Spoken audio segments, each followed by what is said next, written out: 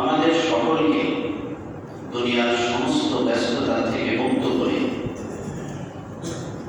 দুনিয়ার সমস্ত ব্যস্ততা থেকে মুক্ত করে একনিষ্ঠভাবে আখিরাত এবং জান্নাত পাওয়ার প্রচেষ্টায় আল্লাহ তাআলা আমাদেরকে সৌভাগ্যবান বানিয়ে তাহার প্রিয় ঘরে প্রিয় বানিয়ে আমাদেরকে আসার তৌফিক দান করলেন।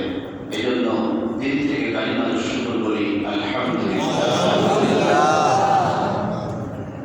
লক্ষ কোটি দরুদ ও সালাম সেই মহামানবের প্রতি, যেই মহামানব আমাদেরকে শ্রেষ্ঠ মানুষ হওয়া শিখাইছেন। নিকৃষ্ট মানুষ থেকে শ্রেষ্ঠ মানুষ কিভাবে হতে হয়, যিনি আমাদেরকে পন্থা পদ্ধতি তরিকা রাস্তা শিখাইছেন, দেখাইছেন, বলে গেছেন, তার প্রতি সকলেই ভক্তি বলে দরুদ পড়ি, সকলেই বলি সাল্লাল্লাহু আলাইহি ওয়াসাল্লাম। প্রিয় মুসলিমবৃন্দ, আপনারা সকলেই কেমন আছেন? আলহামদুলিল্লাহ। আপনি কেমন আছেন? আলহামদুলিল্লাহ। আপনাদের দোয়ার উসিলায় আল্লাহ তাআলার কাছে সহমতে আল্লাহ তাআলা আমাকেও ভালো রেখেছে। গত সপ্তাহে আমরা আলোচনা করেছিলাম মুমিন ব্যক্তি বিপদে কার কাছে সাহায্য চাবে? সাহায্য চাওয়ার অনেক মাধ্যম আছে, কিন্তু ওই আয়াতের প্রসঙ্গে আলোচনা করতে গিয়ে আমরা দুইটা মাধ্যমের কথা বলেছিলাম। একটা হলো সবর আর একটা হলো সালাত। তো ধৈর্য ধারণ করা, ওইটার থেকে আমাদেরকে বড় একটা শিক্ষা নিতে হবে। ধৈর্যের একটা অন্যতম অংশ আছে, সেটা হল খারাপ কাজ থেকে বিরত থাকা। খারাপ কাজ থেকে কি বিরত থাকা? কোন একটা অফার সামনে আসছে, লোভনীয় বিষয় সামনে আসছে, আমি জানি ওটা গ্রহণ করলে দুনিয়াবি ফায়দা হবে, কিন্তু আখিরাতের ক্ষতি হবে। এমতো অবস্থায় ওটাকে গ্রহণ না করে ধৈর্য ধারণ করা, অর্থাৎ অসৎ কাজ না করে অসৎ কাজ থেকে বিরত থাকা, এটা ধৈর্যের যতগুলি স্তর আছে তার মধ্যে থেকে সর্বোত্তম এবং সর্বোচ্চ স্তর। সুবহানাল্লাহ। তো আজকে আমাদের আলোচনার বিষয়বস্তুই হইল অসৎ কাজ থেকে বেঁচে থাকা, অসৎ কাজ থেকে বাধা প্রদান করা। এই দুইটা বিষয়ই মূলত আলোচনা। তাহলে আমরা আলোচনাটা আজকে কি বিষয় করব? অসৎ কাজ থেকে বেঁচে থাকা এবং বাধা প্রদান করা। বলেন, অসৎ কাজ থেকে বেঁচে থাকা ও বাধা প্রদান করা। সর্বপ্রথমে আমরা আসি যে মানুষ অসৎ কাজ করে কি করে না? করে। আমরা অসৎ কাজ করি কি করি না? করি। কেন করি? এটা কি আমাদের দোষ নাকি আমাদের সৃষ্টিগতভাবে এই যোগ্যতা দেওয়া আছে? আল্লাহ তাআলা নিজেই বলতেছেন, আমরা প্রত্যেকটা বিষয় আয়াতে আয়াতে হাদিসে হাদিসে হাঁটব। আল্লাহ তাআলা সূরাতুশ শামসের মধ্যে বলেন, فألهمها فجورها وتقواها। আমি বনি আদমকে সৃষ্টি করেছি, তার মধ্যে খারাপ করার যোগ্যতাও দিয়েছি, আবার খারাপ থেকে বেঁচে থাকা, বিরত থাকার যোগ্যতাও দিয়েছি। সুবহানাল্লাহ। তাই আমাদের মধ্যে ভালো মন্দ উভয়টি করার যোগ্যতা আছে, আবার ভালোকে ছাড়ারও যোগ্যতা আছে, মন্দকে বর্জন করারও যোগ্যতা আছে। মুফাসসিরিন کرام লিখেছেন এই আয়াতের মধ্যে আল্লাহ তাআলা ফুজুর বা খারাপ কাজের কথাটা আগে বললেন কেন? ফাআলহামাহা, এর অর্থ হইল মানুষের মধ্যে আল্লাহ দিয়েছেন ফুজুরহা, ফুজুর ফাজের, ফাসিক গুনাহগার, খারাপ কাজ করা, গুনাহ করা। ফাআলহামাহা ফুজুরহা, আল্লাহ মানুষের ভিতরে খারাপ কাজ করার যোগ্যতা কি করেছেন? দিয়েছেন। উল্টা আবার বোঝার দরকার নাই, একটা হলো যোগ্যতা দিয়েছেন, আর একটা হলো খারাপ কাজ করার নির্দেশ দিয়েছেন, দুটার মধ্যে বেশ সমাসের নাই আছে। খারাপ কাজ করার মতো যোগ্যতা দিয়েছেন কে? আল্লাহ। আর খারাপ কাজের আদেশ করে কে? শয়তান। খারাপ কাজ করার যোগ্যতা দিয়েছেন কে? আল্লাহ। আর খারাপ কাজের আদেশ দেয় কে? শয়তান। শয়তান, নফস, খারাপ বন্ধু, এরা খারাপ পরিবেশ, এই সমস্ত জিনিস আমাদেরকে খারাপ কাজের নির্দেশ দেয়। কিন্তু খারাপ কাজের যোগ্যতাটা, এই শক্তিটা, এই মানসিকতাটা মূলত কার সৃষ্টি? আল্লাহর সৃষ্টি। তো আল্লাহ তাআলা প্রথমে বললেন প্রত্যেকটা মানুষকে খারাপ কাজ করার, অন্যায় করার যোগ্যতা আমি দিয়েছি, এবং ওই কাজ থেকে বেঁচে থাকার যোগ্যতাও আমি আল্লাহ দিয়েছি। সুবহানাল্লাহ। তার মানে আল্লাহ তাআলা বুঝাইতে চান মানুষকে হাজারো নিষেধ করার পরেও সে কোনো না কোনো ছোট না বড় খারাপ কাজ করবে, এবং পরবর্তীতে বললেন যে আমি তার থেকে বাঁচারও যোগ্যতা দিয়েছি। এবার বাস্তবতার সাথে আমরা মিলাই, ছোট্ট বাচ্চা যে কিছুই বোঝে না, ভালো মন্দ অনুধাবন করতে পারে না, বলেন সেই বাচ্চাটা বেশি ভালো পারে নাকি দুষ্টামি করে? বেশি তাহলে এই দুষ্টামি কোত্থেকে করে, কোথায় সে শিখবে? দেখবেন কোন একটা জিনিস তার পছন্দের, তার ভালো লাগছে, সে আস্তে করে ওই জিনিসটা লুকাবে, পিছনে রাখবে, তাই না? এটা কিন্তু তার মা বাবা শিখায় দেয় নাই, ওটা হলো তার সৃষ্টিগত একটা যোগ্যতা। যেহেতু মানুষের মধ্যে থেকে প্রথমে খারাপটা আসে, এই জন্য আল্লাহ বলেছেন মানুষের মধ্যে আমি দুই ধরনের যোগ্যতা দিয়েছি, একটা হলো খারাপ কাজ করা, আর একটা হলো খারাপ কাজ থেকে বেঁচে ফেরা। এখন মানুষ, জিন আর ফেরেশতা, আমরা শুনছি যে 18,000 মাখলুক, তাই না? কিন্তু মূলত 18,000 না, আল্লাহ তাআলার অসংখ্য অগণিত মাখলুক আছে যেটা আল্লাহ তাআলা সৃষ্টি করেছেন। সুবহানাল্লাহ। এই সমস্ত মাখলুকের মধ্যে উল্লেখযোগ্য তিনটা মাখলুক, একটা হলো ইনসান, মানুষ, আরেকটা হলো জিন, আরেকটা কি? ফেরেশতা। এই তিনটার মধ্যে আবার সর্বোত্তম কারা? ফেরেশতা। নির্দ্বিধায় বলেন কারা? মানুষ। সকলেই বলেন অর্থাৎ আমরা মানুষ। এই শ্রেষ্ঠত্ব দিয়েছেন কে? আল্লাহ। চিৎকার করে বলেন কে? আল্লাহ। তিন জাতি উল্লেখযোগ্য, এই তিন জাতির মধ্যে শ্রেষ্ঠত্ব দান করেছেন আল্লাহ তাআলা মানুষকে শ্রেষ্ঠত্ব দান করার পিছনে সর্বোত্তম বা সর্বশ্রেষ্ঠ কারণ হইল মানুষের মধ্যে খারাপি করার যোগ্যতা আছে থাকা সত্ত্বেও সে যখন খারাপি করে না, জান্নাতের আশা এবং জাহান্নামের ভয়ে আল্লাহ তাআলার ভালোবাসা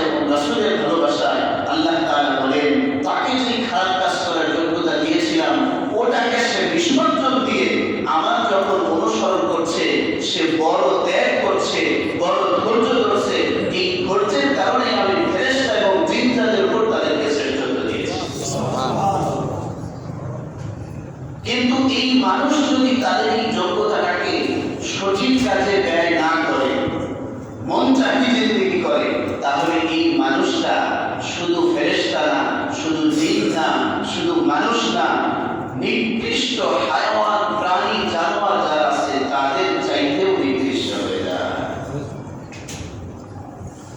আয়াতের মধ্যে আছে ওয়ালাকাদ যারানা লিজাহান্নামা কাসীরাম মিনাল জিন্নি ওয়াল ইনস, আমি জাহান্নামকে বানিয়েছি অনেক জিন এবং মানুষের জন্য।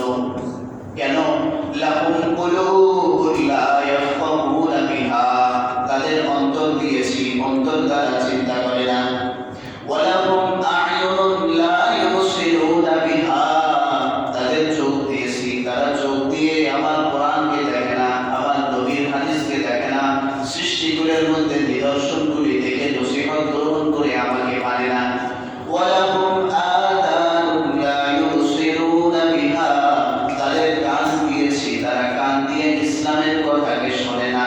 যাদেরকে এই তিনটা জিনিস দিয়েছি সঠিকভাবে ব্যবহার করে না, মন চাকি জীবনযাপন করে, আল্লাহ তাআলা বলেন উলাইকা কাল আনআম, তাহারা চতুষ্পদ নিকৃষ্ট জানোয়ারের মতো, বাল হুম আদাল, বরং তার চাইতেও অধম। নাউযুবিল্লাহ। কিভাবে অধম? একটা গরু, একটা গাধা, একটা কুকুর, একটা শুকুর, এদের কোনো হাসর নাসর নাই, এদের কোনো জান্নাত জাহান্নাম নাই। হাসরের ময়দানে সমস্ত মানুষকে পুনরুত্থান করা হবে, সমস্ত প্রাণীকেও পুনরুত্থান করা হবে। যে যার উপর জুলুম করেছিল, একটি শিং বিশিষ্ট বকরি দুনিয়াতে শিংহীন একটি বকরিকে গুতা মেরেছিল, কষ্ট দিয়েছিল, এই জুলুমের কারণে আল্লাহ তাআলা ওই দিন ওই শিংহীন বকরি যেটা ছিল তাকে শিং প্রদান করবেন, বলবেন যে দুনিয়াতে যেই জুলুম তোমার উপর করেছিল সেটার প্রতিশোধ নাও, প্রতিশোধ দিবে। তারপরে আল্লাহ তাআলা তাদের জন্য বলবেন কুনু তুরাবা, তোমরা সকলেই মাটি হয়ে যাও, তোমাদের জন্য জান্নাতও নাই জাহান্নামও নাই। পক্ষান্তরে এই সমস্ত পশু পাখির হিসাব নিকাশ হওয়ার পরে মানুষের হিসাব নিকাশ শুরু হবে। সে যদি এক বিন্দু পরিমাণ সৎকর্ম করে, সেটার প্রতিফলও সে জান্নাতের মধ্যে পেয়ে যাবে। আবার যদি সে এক বিন্দু পরিমাণ অসৎকর্ম করে, খারাপ কাজও করে, সেটাও তাকে দেখানো হবে। এই ব্যাপারে কোনো ব্যক্তিকে ছাড় দেওয়া হবে না। তাই পশু পাখি এদের হিসাব নিকাশ নাই, এদের জান্নাত জাহান্নাম নাই, কিন্তু মানুষের কি আছে? জান্নাত জাহান্নাম আছে। হযরত আবু বকর রাদিয়াল্লাহু তাআলা মাঝে মাঝে আফসোস করে বলতেন, হায় আমি যদি গাছের পাতা হইতাম, কোনো বকরি আমাকে খেয়ে ফেলতো। আমি যদি মাটি হইতাম, মাটি এক সময় নিঃশেষ হয়ে যেত। আমি যদি গাছ হইতাম, মানুষ আমাকে কেটে লাকড়ি বানিয়ে জ্বালিয়ে পুড়িয়ে ছারখার করে দিত। জাহান্নামের ভয় আমার থাকতো না, আল্লাহর ভয় আমার থাকতো না। এখন তো নিজের আমলের দিকে তাকায় খেয়াল করছি, মনে হয় আল্লাহ যদি রহমত না করেন, আমি আবু বকরের বাঁচার কোনো উপায় নাই। আল্লাহু আকবার। আবু বকর সিদ্দিক রাদিয়াল্লাহু তাআলার মতো ব্যক্তিত্ব, তিনি আশঙ্কা করছেন আল্লাহর রহমত ছাড়া আমাদের উপায় নাই। যা আমল করি সেটার উপর ভরসা রাখতে পারছি না। সেখানে আমরা তো আমল করিও না, আমলের জজবাও আমাদের ভিতরে নাই। আমাদের দিল আছে, চিন্তা করি না, চোখ আছে, দেখি না, কান আছে, শুনি না। তো আমাদেরকে আল্লাহ তাআলা তখন তো নিকৃষ্ট অবশ্যই বানাবেন, এবং আল্লাহ তাআলা বলেছেন যে এই সমস্ত ব্যক্তিদের জন্যই নাউযুবিল্লাহ নাউযুবিল্লাহ জাহান্নাম বানাইছে। তাই মানুষ এরা হলো শ্রেষ্ঠ, সর্বশ্রেষ্ঠ মানুষ। এই মানুষকে শ্রেষ্ঠত্ব আল্লাহ তাআলা দিয়েছেন। আয়াতের মধ্যে আল্লাহ বলেন ওয়ালাকাদ কাররামনা বনি আদম, আমি বনি আদমকে সম্মানিত করেছি। সুবহানাল্লাহ। বনি আদমের সম্মান কেমন? হাদিস শরীফের মধ্যে আল্লাহ রাসূল সাল্লাল্লাহু আলাইহি ওয়াসাল্লাম বলেন মান খারাজা ফি তালাবিল ইলমি ফাহুয়া ফি সাবিলিল্লাহ, যে ব্যক্তি ইলম অর্জনের জন্য যে কোনো রাস্তা অবলম্বন করে সে আল্লাহ তাআলার রাস্তায় থাকে। সুবহানাল্লাহ। ওয়া মান কুতিলা ফি সাবিলিল্লাহ ফাহুয়া শাহীদুন, আর যে ব্যক্তি আল্লাহর রাস্তায় মারা যায়, আল্লাহর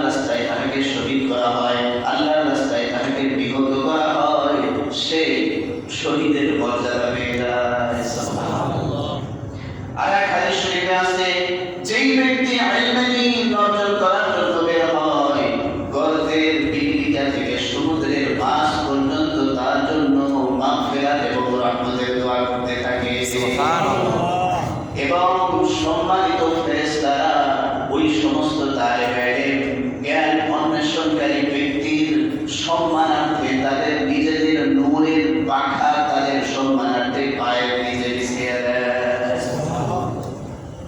ফেরেশতারা তাদের নূরের পাখাটা মানুষের পায়ের নিচে বিছিয়ে দেয়। সুবহানাল্লাহ। তাইলে সম্মান ফেরেশতার বেশি না মানুষের বেশি? কিন্তু যদি এই মানুষ তার যে নীতি থাকার কথা, তার যে পন্থা, তার যে রাস্তা থাকার কথা, ওই রাস্তায় যদি সে না চলে, তাহলে সে ফেরেশতার চাইতে দামি হওয়া তো দূরের কথা, নিকৃষ্ট শুকুরের চাইতেও সে অধম হবে। নাউযুবিল্লাহ। তো শ্রেষ্ঠত্ব দিয়েছেন কে? আল্লাহ। এখন আমি আপনি যদি এটাকে উল্টা করে ব্যবহার করি, তাহলে এই শ্রেষ্ঠত্ব ধরে রাখতে পারবো। এখন এটা ধরে রাখার জন্য আমাদেরকে অন্যতম একটি মাধ্যম, সেটা হলো অসৎ কাজ থেকে নিজেও বিরত থাকতে হবে এবং প্রতিহত করতে হবে।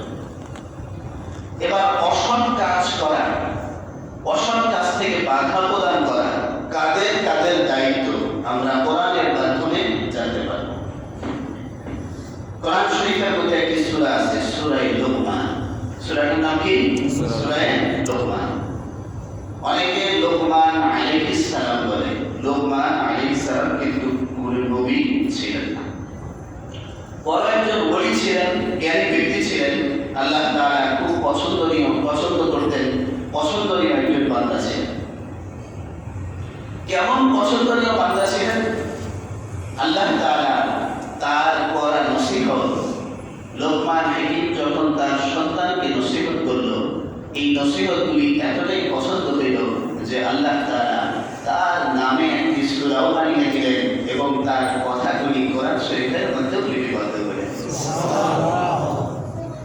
আল্লাহ তাআলা বলছেন, ওয়াইদ ক্বালা লুকমানু লিবনিহি ওয়া হুয়া ইয়াইদুহু ইয়া বুনাইয়া লা তুশরিক বিল্লাহ ইন্নাশ শিরকা লাযুলমুন আযীম ইয়া বুনাইয়া আকিমিস সালাতা ওয়া'মুর বিল মা'রুফি ওয়ানহা 'আনিল মুনকারি ওয়াসবির 'আলা মা আসাবাক। লোকমান হাকিম তার ছেলেকে ডাক দিয়ে বলে, হে আমার কলিজার টুকরা সন্তান, হে আমার আদরের নয়নমণি, হে আমার দিলের প্রশান্তি, আমি তোমাকে নসিহত করছি, সাবধান সাবধান, আল্লাহ তাআলার সাথে কারো শরীক কইরো না, শরীক স্থাপন কইরো না। কেননা শরীক সবচাইতে স্থাপন করা, শরীক স্থাপন করা সবচাইতে বড় জুলুম এবং বড় গুনাহ। হে আমার আদরের টুকরা সন্তান, কলিজার টুকরা সন্তান, আমার নয়নমণি, তোমাকে আরো তিনটা নসিহত করি। আকিমিস সালাত, নামাজ কায়েম করো। সুবহানাল্লাহ। ইয়া বুনাইয়া, ইবনুন মানে সন্তান। আমরা বলি না মুহাম্মদ বিন আব্দুল্লাহ, মুহাম্মদ ইবনে আব্দুল্লাহ, মুহাম্মদ আব্দুল্লাহ ছিলেন। তো ইবন মানে সন্তান। আরবি গ্রামারে ইবনুন শব্দটাকে তাসগীর করে বুনাইয়া এইভাবে যদি ব্যক্ত করা হয়, অর্থ হয় হে আমার কলিজার টুকরা আদরের সন্তান। সুবহানাল্লাহ। সিস্টেম শিখাচ্ছেন দুনিয়ার বাবাদেরকে সন্তানকে সম্বোধন করতে হবে কেমন ভাবে। ইয়া বুনাইয়া আকিমিস সালাত, হে আমার কলিজার টুকরা সন্তান, তুমি নামাজ কায়েম করো। সুবহানাল্লাহ। ওয়া'মুর বিল মা'রুফ, এবং সৎ কাজে আদেশ করো। ওয়ানহা আনিল মুনকার, অসৎ কাজ থেকে কি করো? নিষেধ করো। অসৎ কাজ থেকে কি করো? ওয়াসবির আলা মা আসাবাক, এবং সৎ কাজ করতে গিয়া, অসৎ কাজ থেকে বাধা প্রদান করতে গিয়া যেই বালা মুসিবত আসে, যেই কষ্ট আসে, তার উপর তুমি ধৈর্য ধারণ করো। সুবহানাল্লাহ। ব্যক্তি তাই সৎ কাজে আদেশ করা, অসৎ কাজ থেকে বিরত থাকা এবং প্রতিহত করা, এটা প্রত্যেক ব্যক্তির কাজ। এই আয়াতের দ্বারা আল্লাহ তাআলা বুঝায় দিলেন। কিন্তু আমাদের সন্তানরা এখানে অনেক মানুষ আমরা আছি, আমাদের সন্তানরা নামাজ পড়ে না, কথা ঠিক কিনা? বালেগ হয়ে গেছে, বুড়া বাবাজি চলে আসছে, শীতে কনকনে শীত, সে নিজে উজু করে আসতে পারছে, পাশের নবী তার জওয়ান ছেলে স্ত্রীকে নিয়ে সন্তানকে নিয়ে শুয়ে আছে, সে নামাজে আসে না, এমন সন্তান আছে না নাই? এই সন্তানরা তো এক প্রকার ভুল করছেই, কিন্তু বাবারা এই ক্ষেত্রে সবচেয়ে বড় দায়ী। কারণ বাবারা বাড়ির মধ্যে, ঘরের মধ্যে তার জন্য উত্তম কোনো শিক্ষার ব্যবস্থা রাখে নাই, যেই শিক্ষার কারণে সে মসজিদ পর্যন্ত আসতে বাধ্য হয়, এবং আদর করে ওই বাবা টাকা সেরে নাই। আমরা অনেক সময় দেখি সন্তানকে বলি, চোখ রাঙায় বলি, কিরে নামাজ পড়স নাই, তোর জন্য এটা বন্ধ, ওটা বন্ধ, সাবধান, তুই আমার সাথে কথা বলবি না। এইভাবে রাগ, ক্ষোভ ইত্যাদি জায়গা যখন একটা জওয়ান ছেলেকে বলা হয়, তখন তার মধ্যে জিদ আরো বাড়তে থাকে। তখন সে ভাবতে থাকে, এই নামাজের জন্যই বাবা আমার সাথে এরকম করে, আমি নামাজ পড়বই না। ঠিক কিনা? আদরের ডাকটা কোরআন যেটা শিখাইছে সেটা সে প্রয়োগ করে নাই। এখন আদর দিয়ে যে ডাকতে হবে, এই শিক্ষা আমরা কোথা থেকে পাইলাম? এই শিক্ষা আল্লাহ তাআলা শিখাইছেন। সুবহানাল্লাহ। আল্লাহ তাআলার নাম বিসমিল্লাহির, বলেন বিসমিল্লাহির রহমানির রহিম। বিসমিল্লাহ, প্রথমে আল্লাহ তাআলার নাম, সত্তাগত জাতিগত নাম। এর সাথে যেই নামটা আল্লাহ তাআলা মিলাইছেন সেটা হলো রহমান। এই রহমান শব্দের অর্থ হইল যিনি কাফের, মুশরিক সমস্ত মানুষের উপর বিনা শর্তে অফুরন্ত যেই সত্তা দান করে, সেই সত্তার নাম হলো রহমান। বলতে পারতেন বিসমিল্লাহিল জব্বার, বিসমিল্লাহিল কাহ্হার। জব্বার, কাহ্হার মানে রাগান্বিত সত্তা, কিন্তু তা না বইলা আল্লাহ তাআলা বলতেছেন বিসমিল্লাহির রহমানির রহিম।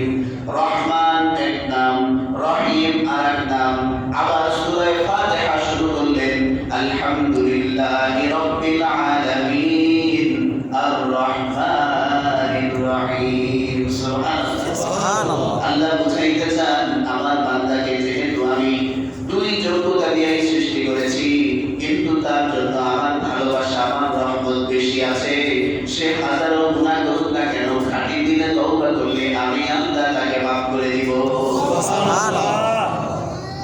আয়াতের মধ্যে আল্লাহ তাআলা বলেন ফাবিমা রাহমাতিন মিনাল্লাহি লিনতা লাহুম, ফাবিমা রাহমাতিন মিনাল্লাহ। হে নবী, আল্লাহর রহমত আপনার উপরে, সুবহানাল্লাহ বলে। সুবহানাল্লাহ। আল্লাহ তাআলার রহমত আপনার উপরে থাকার কারণে আপনি আপনার উম্মতের সাথে যে আচরণটা করছেন, তাদের জন্য আপনার অন্তরের মধ্যে ভালোবাসা আমি আল্লাহ বলে দিয়েছি। সুবহানাল্লাহ।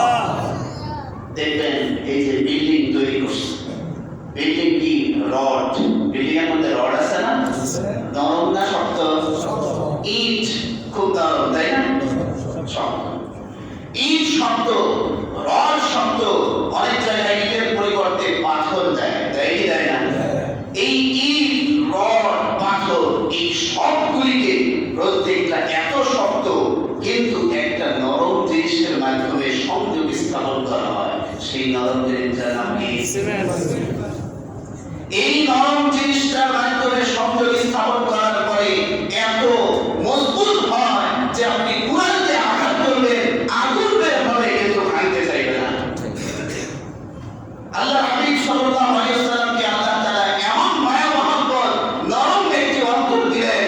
ওমরের মতো ব্যক্তি যে আল্লাহ রাসূলের কল্যাণকে কাটার জন্য গিয়েছিল, সমস্ত খালিদ বিন ওলীদ সহ যত পাওয়ারফুল ব্যক্তিরা ছিল, মক্কার মুশরিকরা, কাফেররা, যারা কঠিন হৃদয় ছিল, তাদেরকে বিশ্বনবী সাল্লাল্লাহু আলাইহি ওয়াসাল্লাম ভালোবাসা দিয়ে এমন মজবুত করে দিলেন, এমন ঐক্য স্থাপন করলেন, কোরআনের ভাষায় কান্নাহুম বুনিয়ানুম মারসুস, তাহারা সীসার ধাঁধা প্রাচীরের ন্যায় এমন মজবুত হইল। পারস্যের যে সমস্ত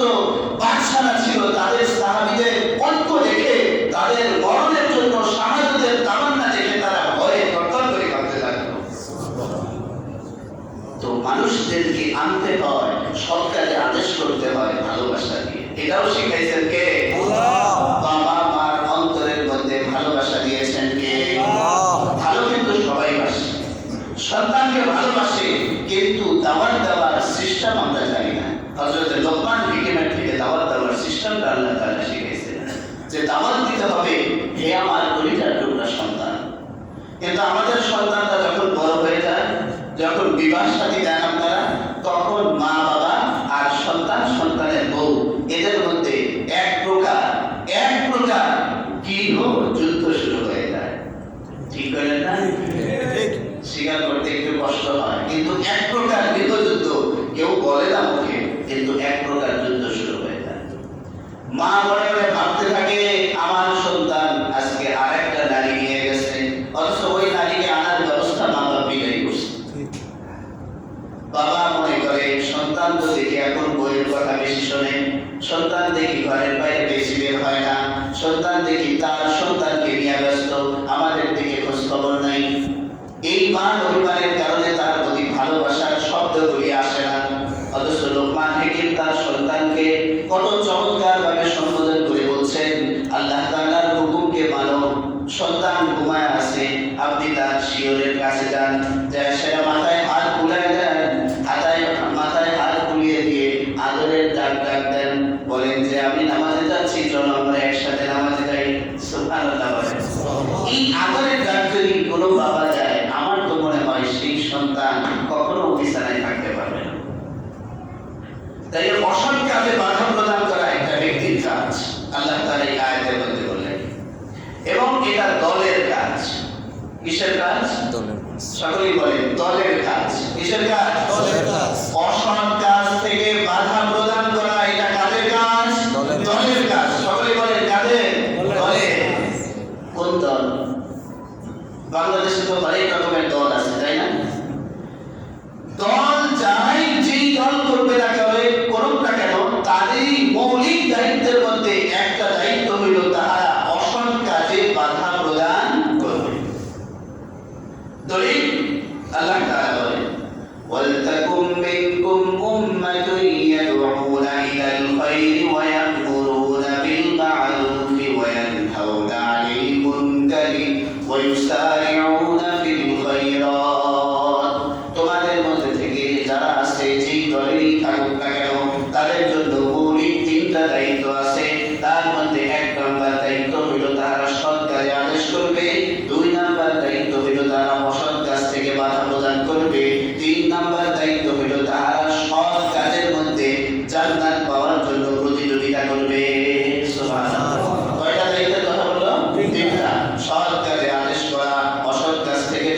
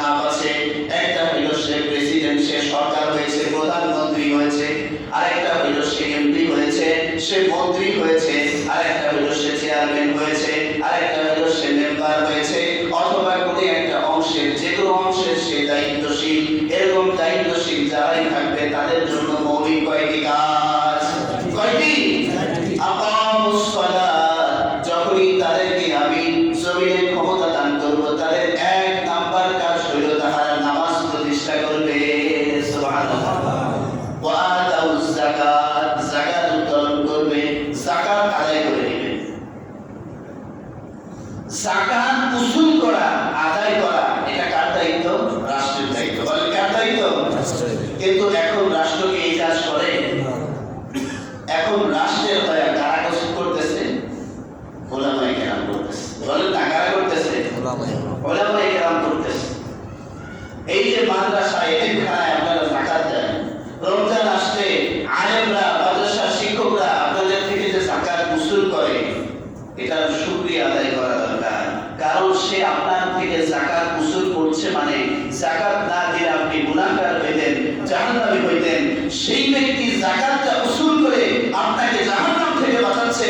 যেই কাজটা রাষ্ট্র এবং সরকারের দায়িত্ব ছিল সেটা উলামায়ে কেরাম আঞ্জাম দিন। الذين إن مكناهم في الأرض أقاموا الصلاة وآتوا الزكاة وأمروا بالمعروف ونهوا عن المنكر। রাষ্ট্রের আরেকটি দায়িত্ব হইল তারা সৎ কাজে আদেশ করবে, অসৎ কাজ থেকে কি করবে? বাধা প্রদান করবে।